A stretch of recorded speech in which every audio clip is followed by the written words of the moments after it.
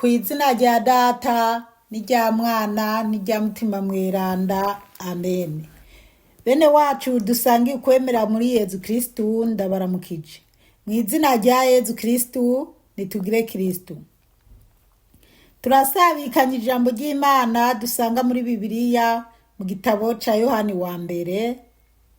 Ni ku kigabane cyaho cya kabiri duhereye ku karongo ka 12 kugeza ku ka 17. Ijambo ry'umutwe rivuga ngo ukwirinda iby'isi. Ndabandikiye bane banje kuko mwarekuriwe ibicumuro byanyu kubw'izina rya Yezu. Ndabandikiye bavyeyi kuko muzi uwamyeho kuva mu ntango. Ndabandikiye misore kuko mwatsinze wa mubi. Narabandikiye bane banje kuko muzi Data. Narabandikiye bavyeyi kuko muzi uwamyeho kuva mu ntango. Narabandikiye misore kuko mukomeye, kuko ijambo ry'Imana riguma muri mwebwe, mukaba mwaratsinze wa mubi. Ntimukunde isi n'ibyo ku isi nyene. Uwukunda isi, urukundo rwa Data ntiruba muri we. Kuko ibyo ku isi byose, ibyipfuzo by'umubiri, ibyipfuzo by'amaso, n'ubwishime mu migenzo, bitava ku Mana, ariko biva ku isi. Kandi isi izohera, bene ibyipfuzo byayo, ariko ukora ico Imana ishaka we yamaho mu myaka yose. Bene wacu muri Yezu Kristu, iri ni ijambo ry'Imana, dushima Imana. Aleluya, amene, aleluya, amene, aleluya, amene, amene. Bana b'Imana, turazirikanira ijambo ry'Imana twitonze. Turabona ijambo ry'umutwe rikomeye cyane rivuga ngo ukwirinda iby'isi. Bana b'Imana, ukwirinda iby'isi. Ni waba wemera Imana by'ukuri, wemera Yezu Kristu, wemera Bibiliya, ukwirinda iby'isi, wowe wirinda gute iby'isi? Reka twumve ingene Yohana bitubwira. Ndabandikiye bane banje kuko mwarekuriwe ibicumuro byanyu kubw'izina rya Yezu.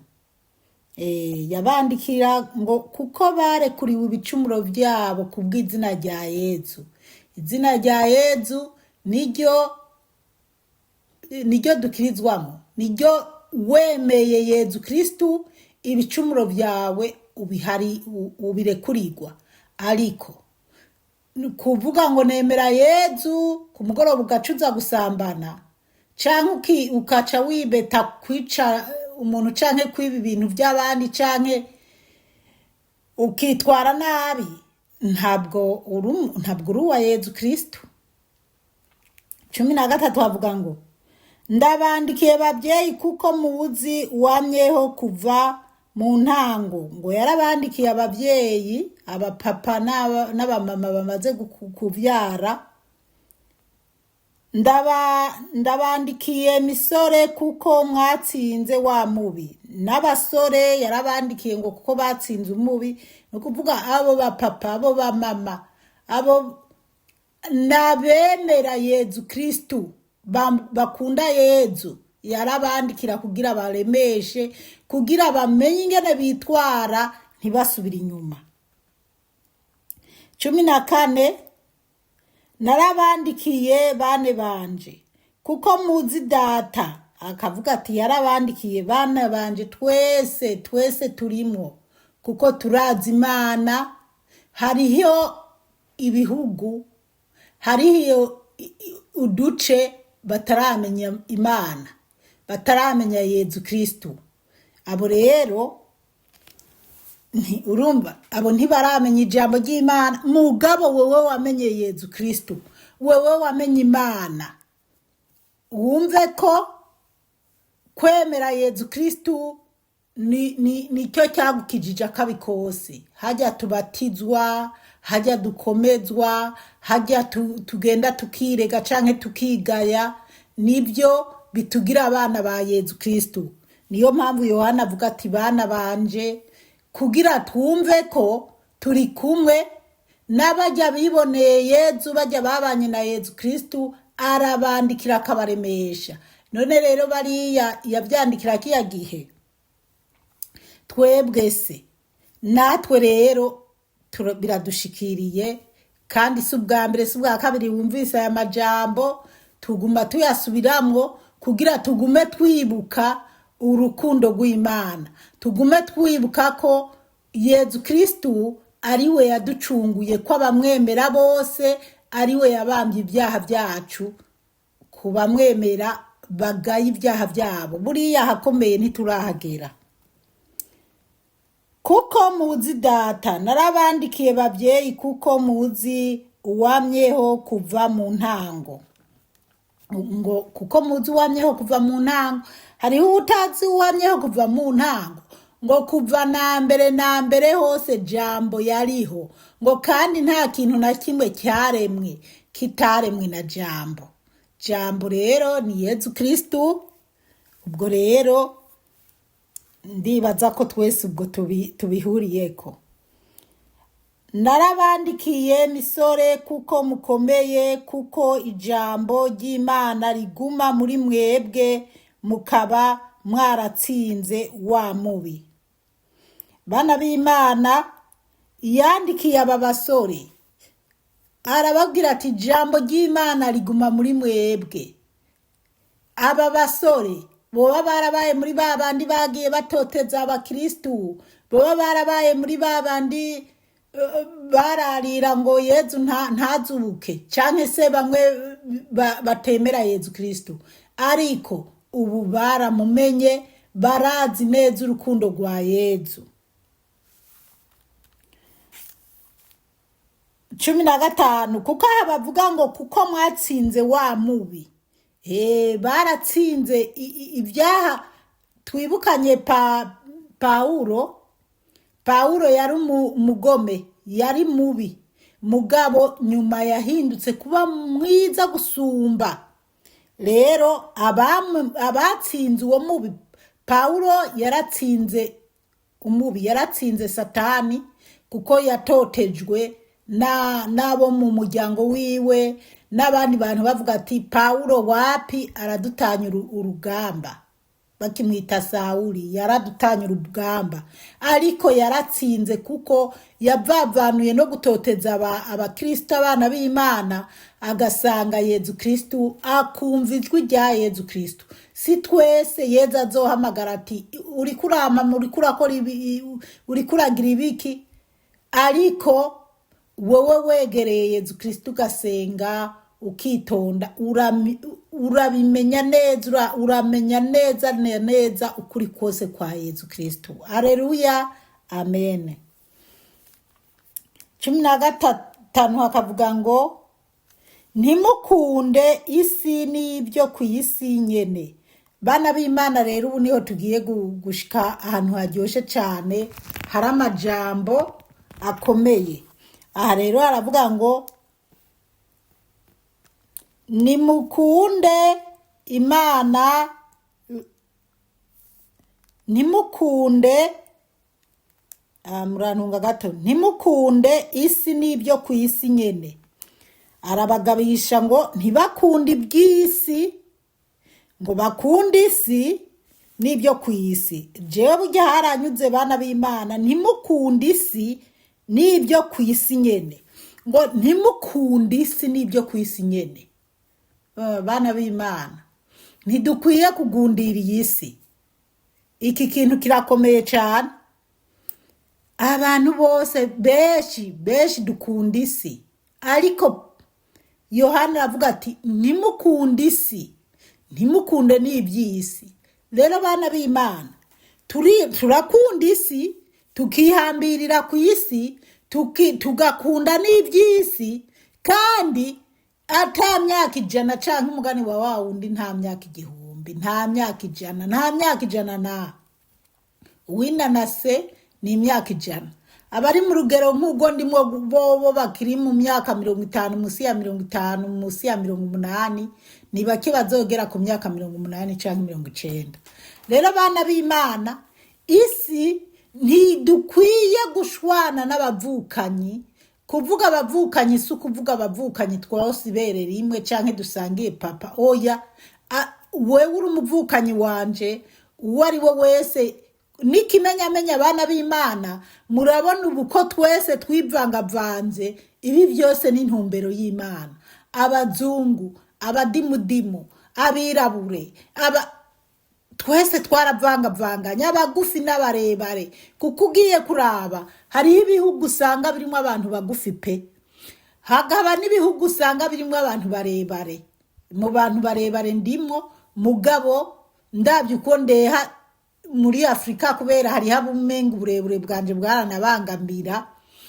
Ugaca ugeraho ubona umusudani muremure kabisa, mpagarara nkamuraba, nkarangamiza mu kumuraba.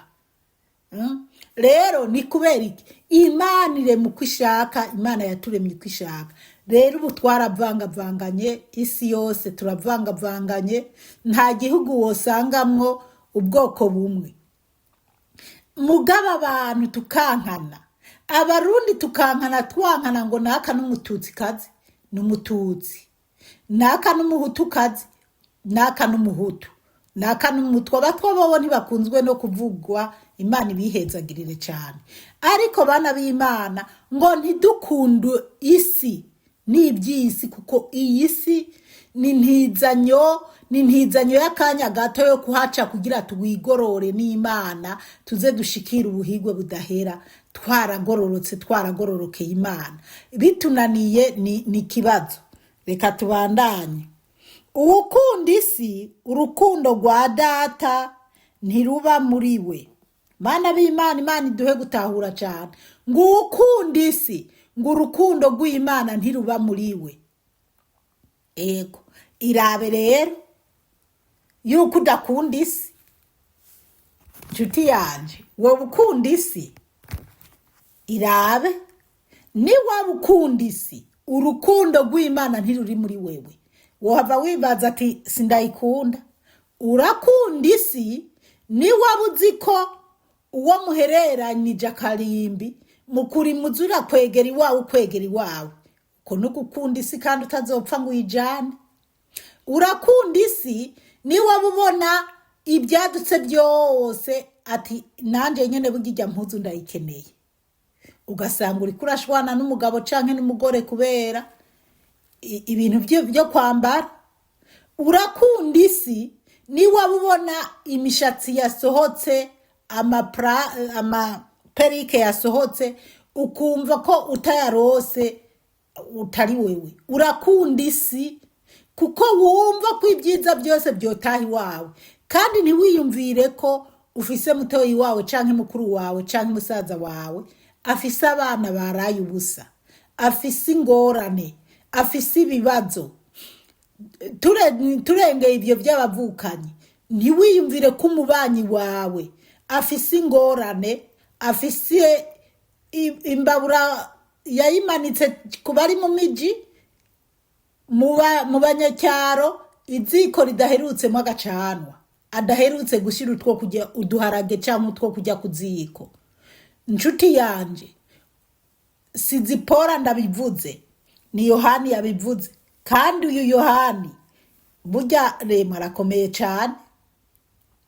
Uyu Yohana tubwira ibi ni umwe Yezu Kristo yaraga Bikira Mariya. Uyu Yohana azi amabanga menshi, ni nawe yoba yaranditse ibyahishuwe. Rero bana b'Imana, tureke kwigundirira ku by'isi, naho wowe kumva ko ukunda iby'isi, mugabo raba by'ukuri ntibize bikubuze kuja mu ijuru. Yohani we yivugiye ati ugukunda iby'isi, ugukunda iby'isi si umwana w'Imana, n'uw'isi nyene. Turabandanya. Ugukunda isi, urukundo rwa data ntiruba muri we. 16 bavuga ngo kuko ibyo ku isi byose, ibyipfuzo by'umubiri, ibyipfuzo by'amaso n'ubwishime mu migenzo bitava ku Mana ariko biva ku isi. Imana iduhe kubitahura cane. Aka karongo rero ka 16 karakomeye bana b'Imana. Ushaka uze gusoma uhere iki gitabo cya Yohani wa mbere. Ni igitabo gitoya wosoma umuntu isaha imwe isaha niyo nahera. Wogisoma mu minota 30 ukaba ugihejeje kandi ugakuramo amajambo y'ubwenge akomeye cyane. Ngo kuko ibyo ku isi byose, murumva abana b'Imana, ngo kuko ibyo ku isi byose, ibyipfuzo by'umubiri bana b'Imana, ibyipfuzo by'umubiri, umubiri ibyipfuzo byawo ni ukwipfuza kwambara neza, ni ukwipfuza kujya neza, ni ukwipfuza abadafise abagabo canke abagore canke bana bafise, ni ukwipfuza ubusambanyi. Umubiri, ibyipfuzo by'umubiri, kwambara neza. Ariko mvuze kwambara neza ndanabicuritse, kuko kwambara neza no kwambara ukabona neza ko wikwije no mu bantu, uwo ari we wese akabona ko wambaye wikwije nk'umupfasoni canke se nk'umushinga ntahe. Mugabo ibyipfuzo by'umubiri ni bajya bambara nabi, akambara impuzu zitsitaza abandi, akambara ku buryo abantu bose batanga. Hariho kwambara wenda abantu bakatangarira ko wambaye agahuzu keza ariho kagisohoka nyene keza, ariko hariho kundi kwambara nabi ugasanga amataka ari hejuru, cane cane ibi inyi ku bantu b'abamama, abantu b'Imana, ku bantu b'abamama. Turabe ibi byipfuzo rero by'umubiri. Ibyipfuzo by'umubiri ni ukwihindura umubiri.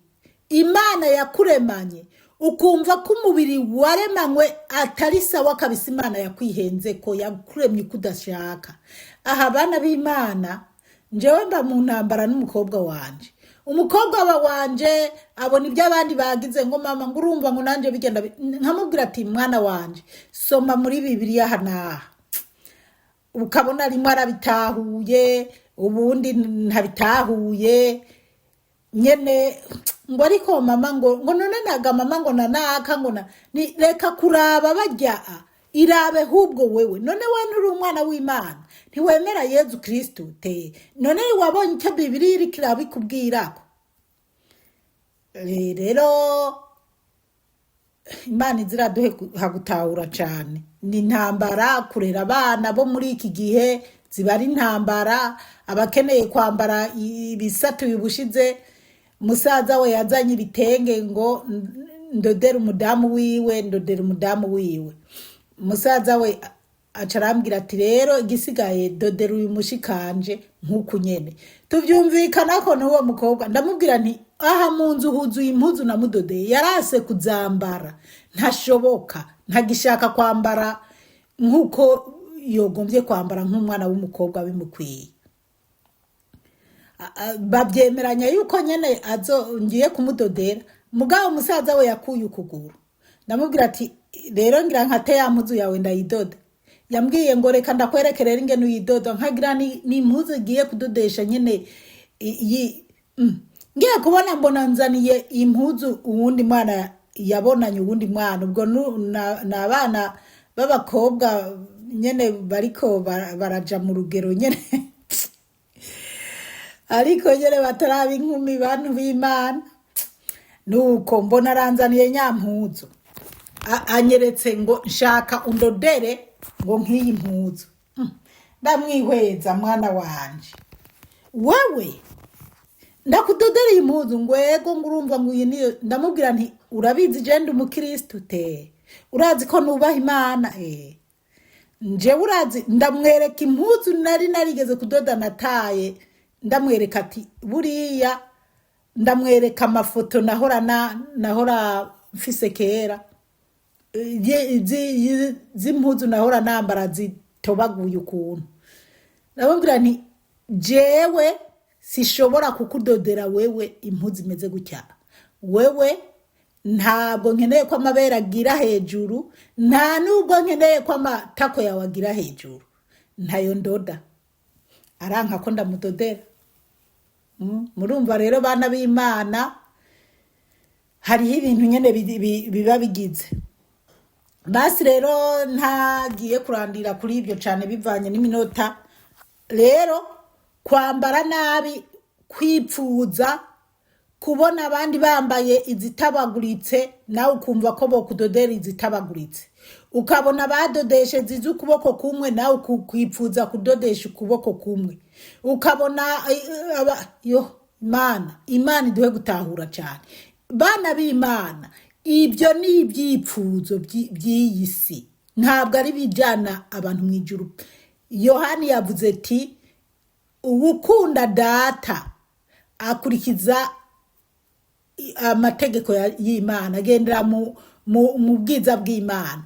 Uwukunda isi niwe agendana n'ibyipfuzo by'umubiri. Rero twige kubaho tutiyabonye ngo naka yagize inzara zisongoye gutya, jewe reka ndushirizeho. Uyu munsi niho nagiye ahantu mbona uwundi arahazanye ikaramu ngo twuzuze ibikaratasi ukuntu, hama ndaraba nkabona hariho ukuntu Mana yanjye, ndamubwira nti nzobyuzuza ubutaha, ubu ntabyo ndi bwuzuze. Nca nditahira kuko nabonye ingene izo nzara zari zimeze n'ibintu bicapye ko mbona n'ibyo yicapye ku mubiri. Ndavuga ati wapi, reka ntitahire, reka ndamubwire ko nzogaruka. Ninagaruka hari igihe nzohasanga uwundi. Ngo ibyipfuzo by'amaso n'ubwishime mu migenzo, ngo ibyipfuzo by'amaso n'ubwishime mu migenzo. Ubwo bwishime bw'amaso ni amaso nyene yawe abona ibintu bisayangana mu isi ukumva watanzwe. Niwabona Zipora nambaye ukuntu ugaca wumva ati ntegerezwa kuronka cya gitenge kandi byanke bigunde, wumva kuzoba uri mu cyaha. Niwabona umuntu ukipfuza, raba uwo muntu uri kurarabira ko ingene ibyipfuzo uko ameze basi. Ariko niwaraba ukaba uri kuragendana n'ukuntu umuntu atagaciro ko kwambara neza, ko kwambara ibimukwiye afise, akaba ari byo ugendana nabyo, ubwo nyene uzoba ujanye n'isi, buzoba ari ubwo bwishime. Turabandanya, bitava ku Mana ariko biva ku isi. Reka dusubiremo hano bana b'Imana. Ibyipfuzo by'amaso n'ubwishime mu migenzo bitava ku Mana ariko biva ku isi. Murumva rero ko ari biva ku isi. 17 ariko karongo ka nyuma, kandi isi izohera be ni byipfuzo byayo. Imana iduhe gutahura cyane. Ngo isi izohera n'ibyipfuzo by'isi bizohera, ariko ukora ico Imana ishaka, ngo ariko ukora ico Imana ishaka we yamaho mu myaka yose. Haleluya, amen. Ngo ariko ukora ico Imana ishaka, ukora ico Imana ishaka yamaho mu myaka yose. Ukora ico Imana ishaka rero bana b'Imana azamaho mu myaka yose, ariko uri karajana n'ibihe by'isi bizomgora. Uwo sije ndamuciriye urubanza, mugabo ntazoba arimo neza, ntari mu murongo w'Imana. Twige rero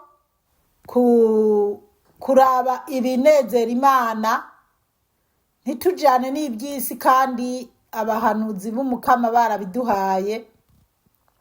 Tureke kwipfuza iby'isi, ahubwo duharanire kwipfuza iby'ijuru, duharanire ubuzima butazoshira.